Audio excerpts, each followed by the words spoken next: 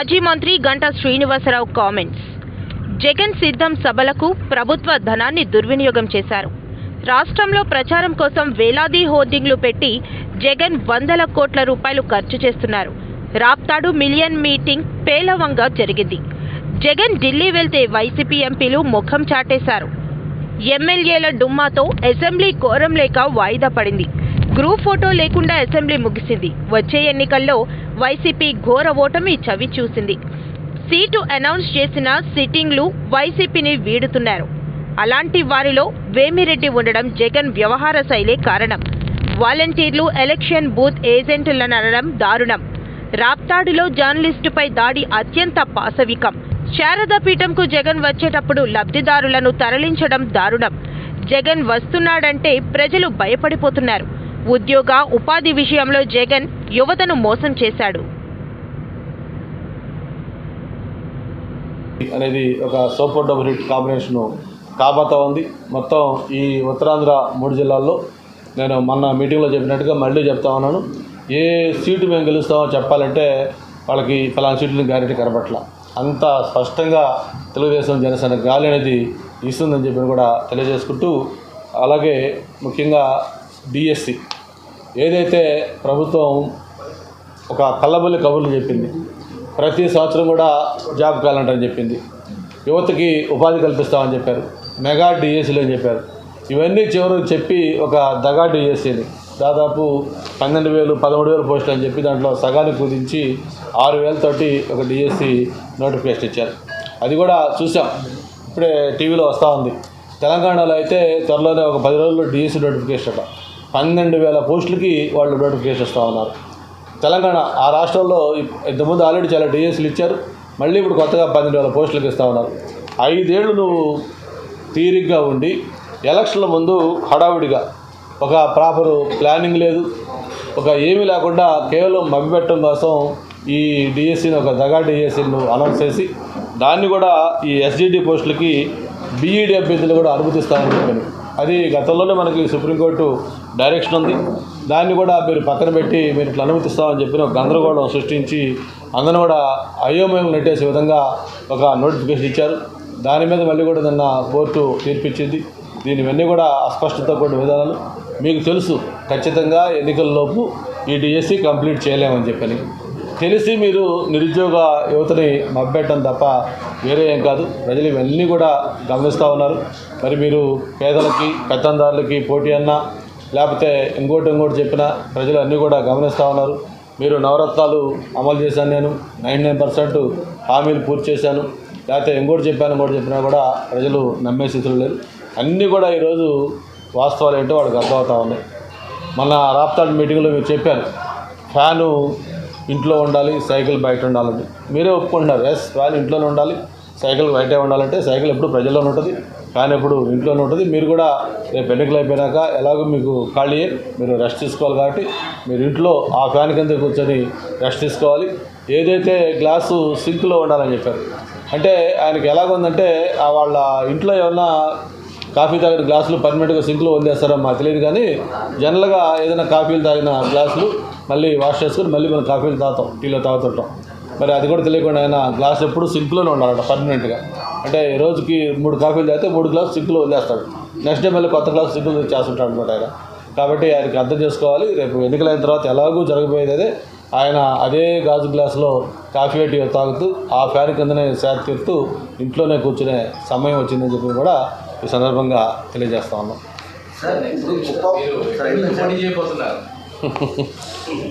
ఎక్కడి నుంచి పోటీ చేయబోతున్నా చెప్తారు. ఒక ఈ 1 వీక్లో అనౌన్స్ చేస్తారు, పార్టీ అధిష్టానం లిస్టు ప్రకటిస్తుంది, అప్పుడు తెలుస్తుంది నాకు కూడా. నేను మళ్ళీ లాస్ట్ టైం చెప్పా కదా మీకు, మీరు ప్రతిసారి మీరు కాన్స్టిట్యూన్సీ మారుతున్నారంటే లేదు ఈసారి బ్రేక్ చేస్తాను, చేసిన చోట చేయాలనుకుంటున్నా అని చెప్పాను. నేనైతే అదే అనుకుంటాను, గతంలో పోటీ చేసిన చోట మీరు చేద్దామని చెప్పి. ఏదేది యా వచ్చింది.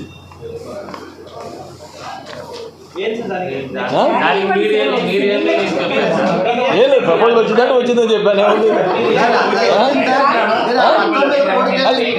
ఇప్పుడు పార్టీ ప్రపోజల్ వచ్చింది, చెప్పారు, ఆలోచిస్తున్నాను.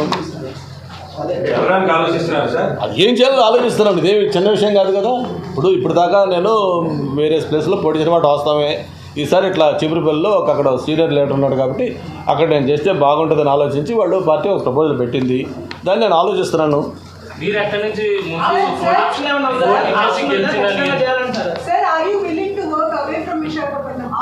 No, that's what I am thinking now. So far I have not taken any decision. అంటే పార్టీ ఏదైనా చెప్పినప్పుడు ఇక్కడ బాగుంటుంది, అక్కడ సీనియర్ లీడర్ ఉన్నాడు, తన మీద మీరు చేస్తే బాగుంటుంది, చేయండి, దాన్ని ఆలోచించండి అని చెప్పారు. డెఫినెట్గా ఆలోచిస్తానని చెప్పాను. అది నేను స్టడీ చేయాలి. ఎందుకంటే నేను ఇప్పుడు దాకా వేరే కాన్స్టిట్యున్సీస్లో అది ఒక విశాఖపట్నంలో చేశాను. అనకాపల్లి పార్లమెంటుగా ఫస్ట్ వచ్చాను కాబట్టి ఆ పార్లమెంట్ పరిధిలో చోడవరం, అనకాపల్లి ఎమ్మెల్యేలు చేశాను. నేను వైజాగ్లో ఉంటాను కాబట్టి వైజాగ్ చుట్టుపక్కల ఉన్న భీమ్లో నాతో చేశాను. ఇప్పుడు చీపురుపల్లి అనేది ఇట్స్ ఏ సర్ప్రైజ్ అండ్ కొత్త నాకు ఒక న్యూస్ అది. ఎందుకంటే మన జిల్లా కాదు, పక్క జిల్లా, నాకు ఇక్కడ నుంచి 150 కిలోమీటర్ దూరంలో ఉన్న ప్రాంతం. అందుకని దీన్ని కూడా ఆలోచించుకొని ఇది ఎంతవరకు నాకు సూటబుల్ అవుతుంది, నేను వెళ్తే కరెక్ట్ కొట్టదా లేదా, ఇవన్నీ దానికి వేరియస్ పారామీటర్స్ అని అన్నీ కూడా నేను మా వెల్విషర్స్తో మాట్లాడుకోవాలి, పార్టీ వర్కర్స్తో మాట్లాడుకోవాలి, మా టీం మెంబర్స్తో మాట్లాడుకోవాలి. పార్టీ అయితే సీరియస్గా చెప్పింది అక్కడ మీరు చేస్తే బాగుంటుంది, అన్ని రకాలుగా కూడా అక్కడ ఒక సీనియర్ లీడర్ ఉన్నాడు కాబట్టి మీరు చేస్తే బాగుంటుందని ఒక ప్రపోజల్ పార్టీ పెట్టింది. దాన్ని నేను థింక్ చేస్తా ఉన్నాను, ఆలోచించి దాన్ని నేను తీసుకోవాలి. దానికి నో టైం లిమిట్. వత్స గారిని ఓడించాలంటే గంటా గారు అయితే కరెక్ట్ అనే ప్రపోజల్ని మీరు ఒక ఛాలెంజ్గా తీసుకోవడానికి సిద్ధంగా? అంటే ఇవన్నీ కాదమ్మా, ఇప్పుడు పార్టీ అన్నీ ఆలోచిస్తుంది. ఫస్ట్ పార్టీ ఎవరు ఎక్కడ దేనికి సూట్ అనేది పార్టీకి ఒక ఆలోచన అభిప్రాయం ఉంటుంది. దాని ప్రకారం వాళ్ళు ఒక ప్రపోజల్ చెప్పారు. దాన్ని డెఫినెట్గా దాన్ని మనం థింక్ చేసి దాన్ని ఎలా చేయాలి, ఏంటి, ఎంతవరకు పాసిబిలిటీ ఉంది, కరెక్టా కాదా, నేను కూడా మళ్ళీ చూసుకొని నేను మళ్ళీ అధిష్టానంతో మాట్లాడిన తర్వాతనే విల్ టేక్ ఎ డిసిషన్. నేను ఒక నియోజకవర్గం అనుకున్నాను, గతంలో పోటీ చేసి లోకేష్ గారి శంకరావం సభ 31 నియోజకవర్గాల్లో జనసేన శ్రేణులతో కూడా కలుపుకొని ఒక సహృదయ వాతావరణంలో మంచిగా ఈ ప్రోగ్రామ్స్ అన్నీ కూడా సక్సెస్ అవ్వడం అనేది జనసేన టీడీపీ విజయానికి మొదటి మెట్టు అన్న విషయాన్ని తెలియజేస్తూ, మరి ఏదైతే ప్రజాస్వామ్యంలో 4వ స్తంభం అయినటువంటి మీడియా మీద జరిగినటువంటి దాడులు, అనంతపురంలో విలేకరు మీద జరిగినటువంటి దాడిని జనసేన పార్టీ తరఫున ఖండిస్తూ, మరి ఏదైతే రాజు తలుచుకుంటే కొరడ దెబ్బలు కొదవలేదన్నట్లుగా ప్రతి ఒక్క అంశంలో కూడా తన నిరంకుశత్వ పాలన చూపిస్తున్నటువంటి జగన్మోహన్ రెడ్డికి చెక్ చెప్పే విధంగా ఈరోజు రాష్ట్ర ప్రజలందరూ ఎదురు చూస్తున్నటువంటి తరుణం. మరి అందులో భాగంగా మరి నిన్న నరసాపురంలో శ్రీకాంత్ రెడ్డి అనే ఒక వాలంటీరు, అక్కడ ఉన్నటువంటి 13 ఏళ్ల బాలిక, ఆ బాలికని ఇబ్బంది పెట్టి నువ్వు వస్తావా లేదా మీ అక్కను పంపిస్తావా అని అనేక రకాలుగా హింస గురి చేస్తున్న నేపథ్యంలో ఆ బాలిక ఆత్మహత్యకి పాల్పడడం అనేది నిన్న మనం గమనించాం. మరి ఇదే విషయాన్ని పవన్ కళ్యాణ్ గారు గతంలో వ్యక్తిగత సమాచారాన్ని సేకరించి, వాలంటీర్లు వ్యక్తిగత సమాచారాన్ని సేకరించి ఆ సమాచారం ఎక్కడికి వెళ్తుందో, మరి దానివల్ల ఎంతమంది దగ్గర భర్త లేని ఆడవాళ్ళు కానివ్వండి, లేకపోతే కొన్ని కారణాల వల్ల దూరంగా భర్తలుండి వాళ్ళు ఒంటరిగా బతుకుతున్న ఆడవాళ్ళ విషయంలో కానివ్వండి, అనేక రకాలుగా ఆడవాళ్ళు హింసకు గురవుతున్నారు. కాబట్టి వాలంటీర్ వ్యవస్థలో ఉన్నటువంటి కొంతమంది వాలంటీర్ల వల్ల మరి రాష్ట్రానికి నష్టం కలుగుతుందని ఆయన వాపోయిన నేపథ్యంలో మరి ఎమ్మెల్సీ అనంతబాబు తన డ్రైవర్ని డోర్ డెలివరీ చేస్తే పాలాభిషేకం చేసినటువంటి ఈ ప్రభుత్వం, మరి పవన్ కళ్యాణ్ గారు ఇంత వాస్తవాలను మాట్లాడిన నేపథ్యంలో ఆయన మీద క్రిమినల్ కేసును పెట్టడం అనేది ఎంత దుర్మార్గమైనటువంటి చర్య ఒకసారి ఆలోచించాలని మీడియా ద్వారా ప్రజలందరినీ కోరుతూ, మరి పెద్దలు గంటా శ్రీనివాసరావు గారు చెప్పినట్లు నిన్న మరి శారదా పీఠానికి వచ్చినటువంటి ముఖ్యమంత్రి మరి మహిళల్ని ఎన్ని రకాలుగా ఆ రోజు ఓట్లు అడిగేటప్పుడేమో మహిళల్ని ముద్దులు పెట్టి మహిళల తలల్ని మీరు ఈరోజు అక్కా చెల్లెమ్మలు అనుకుంటా పోల్చి, మరి ఈరోజు అధికారంలోకి వచ్చిన తర్వాత దెబ్బ మీద దెబ్బ మహిళల మీద పడేస్తూ మరి సంపూర్ణ మద్యపాన నిషేధం అనే ఒక పక్కన కల్లుబల్లి మాటలు చెప్పి మద్యం మీద ఆదాయం మీద అప్పు తెచ్చినటువంటి ఘనత ఈ ముఖ్యమంత్రిది. అలాగే నిన్నటి రోజున సుమారుగా 4 గంటల పాటు మహిళల్ని ఎయిర్పోర్ట్ దగ్గర నుంచి శారదాపీఠం వరకు 4 గంటల పాటు మహిళల్ని రోడ్డు మీద ఎండలో నుంచోబెట్టి కనీసం వాళ్ళకు మంచినీళ్ళ సౌకర్యం కూడా లేకుండా మరి ఖచ్చితంగా రావాలి. డ్వాక్రా గ్రూప్స్లో వచ్చి ఉన్నటువంటి మహిళలందరూ రాని పక్షంలో వాళ్ళకు వస్తున్నటువంటి పథకాలను తొలగిస్తామని ప్రతి విషయంలో కూడా మహిళలను బ్లాక్మెయిల్ చేస్తూ సిద్ధం సభలని మరి సక్సెస్ చేసుకోవడానికి, లేకపోతే ఆయన ఎప్పుడు వస్తుంటే అప్పుడు మహిళల్ని ఈ రకంగా అంటే ఒక చులకన వాతావరణంలో మహిళలను ఉపయోగించుకుంటున్నటువంటి ముఖ్యమంత్రి ఖచ్చితంగా మహిళలందరూ కలిసి బుద్ధి చెప్తామని, ఖచ్చితంగా టీడీపీ జనసేన పార్టీ అధికారంలోకి వస్తుందన్న విషయాన్ని తెలియజేస్తుంది. అనుకుంటున్నాను డెఫినెట్గా, ఎందుకంటే ఇక టైం కూడా చాలా తక్కువ ఉంది. ఓన్లీ 45 days ఎలక్షన్ షెడ్యూల్ ఉన్న ఇండికేషన్స్ ప్రకారం.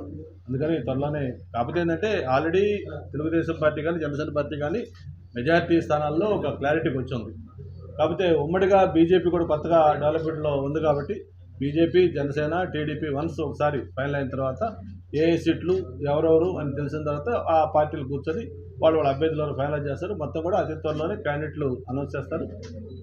ఓన్లీ క్వశ్చన్ ఆఫ్ టైం, 2 రోజుల 3 రోజుల వారం అని తప్ప ఇది ప్రాసెస్లో ఉంది, అయిపోతుంది. జగన్మోహన్ రెడ్డి షఫ్లింగ్ చేస్తే క్యాండిడేట్లు మీరు కామెంట్ చేశారు. ఇప్పుడు మిమ్మల్ని జిల్లా దాటి షఫ్లింగ్ చేస్తున్నారు చంద్రబాబు నాయుడు, అంటే అదే విధానం అనుసరిస్తున్నారా? షఫ్లింగ్ అంటే ఏదో ఎక్కడో 1-2 అవసరాల కోసం చేయడం దాన్ని షఫ్లింగ్ అంది. జిల్లాలే మార్చేస్తారు. అదే జిల్లాలు కాదు, జిల్లాలు మార్చినా లేకపోతే రాష్ట్రాలు మార్చినా కూడా షఫ్లింగ్ అది కాదు.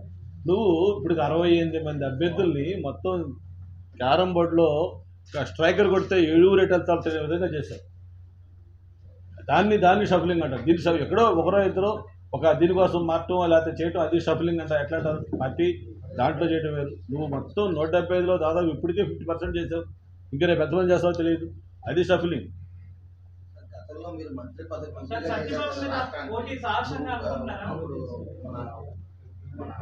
జిల్లాకు కూడా మీరు మంత్రి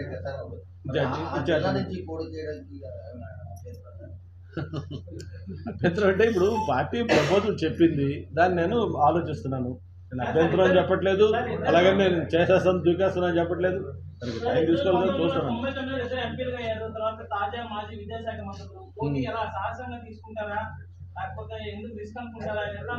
ఎందుకు హైపోథెటికల్ క్వశ్చన్స్ ఎందుకు? అసలు ముందు మనం అక్కడ పోటీ చేయాలి నిర్ణయం తర్వాత మీకు అన్ని చెప్తాను, స్ట్రాటజీస్ ఏంటి, ఎలా చేయాలనుకుంటా అన్ని కూడా చెప్తాను. మీరు పోటీ చేసే నియోజకవర్గాల్లో ఎప్పుడు మీరు పోటీ చేయలేదు, ఎప్పుడు కొత్త నియోజకవర్గమే ఎన్నుకున్నారు. ఈసారి కూడా మీరు బ్రేక్ ఇవ్వాలన్నా అధిష్టానం ఇవ్వాలనుకుంటారు కదా. చూద్దాం, అధిష్టానం ప్రపోజల్ చెప్పింది, ఆలోచించమన్నారు, వాళ్ళు అన్నీ ఆలోచించే చెప్తారు. దాన్ని నేను కూడా ఆలోచించుకోవాలి కదా. నేను నా వెల్విషర్స్ సన్నిహితులు ఉన్నారు. అసలు ఆ ప్రశ్న ఇప్పుడు రైజ్ కాదు కదా. మనం అక్కడ ఫైనల్గా డిసిషన్ తీసుకొని పోటీ చేసుకున్నప్పుడు మీరు అడగండి, ఏంటి సార్ మీరు ఎందుకు అక్కడ అంత సాహసం చేశారు, లేకపోతే మంచి పని చేశారని మీరు ఇప్పుడు చెప్పండి, నేను చెప్తాను. ఇప్పుడు ఇంకా డిసిషన్ మీకంటూ ప్రత్యేకమైన క్యాడర్ ఉంది, మీరు అక్కడి నుంచి పోటీ చేసి గెలిచి మంత్రిగా కూడా పనిచేశారు. ఇప్పుడు భీమిలి నియోజకవర్గం నుంచి జనసేన అభ్యర్థిని ఎన్నికల పరిశీలించాలని కూటమి ఆలోచన. ఒకవేళ జనసేన అభ్యర్థికి భీమిలి కేటాయిస్తే ఎంత సపోర్ట్? ఇప్పటి వరకు నాట్ ఓన్లీ విశాఖపట్నం 175 నియోజకవర్గాల్లో ఏ సీటు ఎవరికనేది అఫిషియల్గా అనౌన్స్ కాలేదు. ఓన్లీ 4 సీట్లే. చంద్రబాబు నాయుడు గారు 2 సీట్లు అనౌన్స్ చేశారు. అది చేసిన తర్వాత పవన్ కళ్యాణ్ గారు 2 సీట్లు అనౌన్స్ చేశారు పార్టీకి. అది కూడా క్యాండిడేట్ ఎవరో తెలియదు. తెలుగుదేశం పార్టీ 2 చోట్ల పబ్లిక్ మీటింగ్లో మండపేట అండ్ అరకు ఈ అభ్యర్థిని గెలిపించండి అని చెప్పిన దానికి కళ్యాణ్ గారు కూడా 2 చోట్ల, చంద్రబాబు గారు 2 చోట్ల చెప్పారు కాబట్టి మాకు కూడా ఒత్తిడి వస్తుంది కాబట్టి నేను కూడా 2 సీట్లు అనౌన్స్ చేస్తున్నాను అని చెప్పి ఆయన రాజానగరం అలాగే రాజోలు ఈ 2 సీట్లు చెప్పారు. అక్కడ కూడా క్యాండిడేట్ ఎవరు చెప్పాల. అంతే తప్ప మిగతా 171 సీట్లు కూడా ఏ పార్టీకి వస్తాయి, ఎవరు చేస్తారనేది ఇవన్నీ కేవలం స్పెక్యులేషన్సే. భీమిలి కావచ్చు, అనకాపల్లి కావచ్చు, గాజువాక కావచ్చు, చోడవరం కావచ్చు, లేకపోతే ఇంకోటి కావచ్చు, ఇంకోటి కావచ్చు, ఇవన్నీ జనసేనకు వస్తాయా టీడీపీకి వస్తాయా అనేది చంద్రబాబు నాయుడు గారికి పవన్ కళ్యాణ్ తప్ప మూడో వ్యక్తికి తెలియదు. సార్ నార్త్ ఇన్ఛార్జ్ కొత్త ఇన్ఛార్జ్ ఎప్పుడు వస్తారో ఎవరు వస్తారు అది కూడా పార్టీ ఆలోచన. నేను ఆల్రెడీ మొన్నే చెప్పాను, నేను అక్కడ నార్త్లో అయితే పోటీ చేయట్లేదు కాబట్టి అక్కడ ఇన్ఛార్జ్ కావాలని కూడా చెప్పాను. తప్పకుండా ఒక అభ్యర్థిని పెడదామని చెప్పారు. కొంతమంది ఆస్పిరెంట్స్ ఇంట్రెస్ట్ చూపించారు, అవి కూడా పార్టీ దృష్టికి తీసుకోవడం జరిగింది. త్వరలోనే ఇన్ఛార్జ్ వస్తారు.